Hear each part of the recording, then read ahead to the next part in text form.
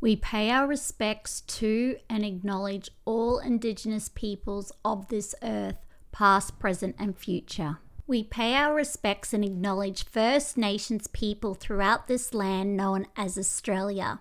Aboriginal and Torres Strait Islander elders past, present and future, and all people on this earth past, present and future.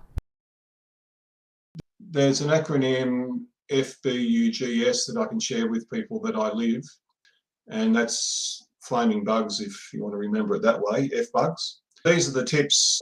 So F stands for flow. So my life I allow to flow. If you look at nature, we aren't in the dark and suddenly the light is switched on and the daylight's there. It flows. The daylight flows in, and then we flow through the day, it warms up, and then we'll flow into the nighttime. So nature tells us that when we flow into the seasons, we flow.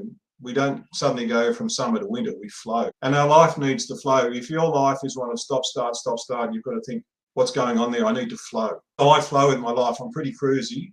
That doesn't mean there's times I don't paddle hard in the canoe. Sometimes I go really hard, but I'll know that's by choice and I know there's an end point. And then I'll just go back to flowing. So that's flowing. B stands for balance. You need balance in all things. I talked about work-life balance, but you need to think about it, and it's in the book, what are the critical things for my well-being? And I need to balance those things.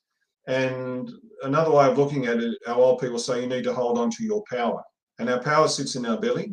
And it's about how we have control of what we choose to do with our lives. So for instance, food, money, alcohol, sex, spirituality, entertainment, they're all good things, but if we're not careful, we can become consumed by them and they overtake our balance. So let's take alcohol, for instance.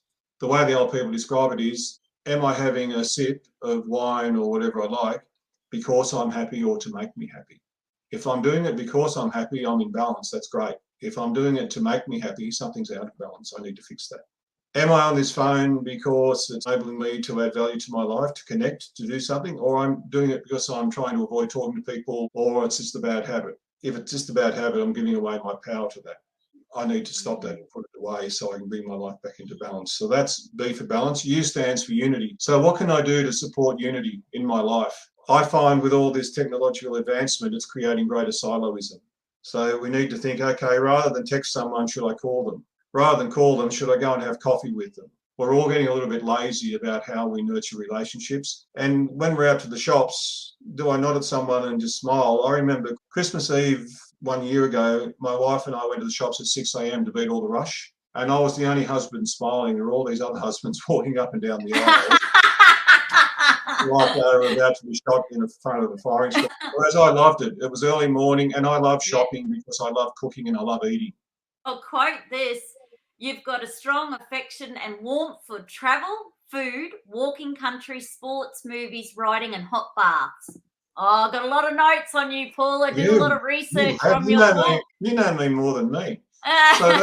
So create unity, and also unity with country and unity with other things. So that's unity. Then G stands for gratitude. We've talked about gratitude. So have gratitude, and then S stands for story.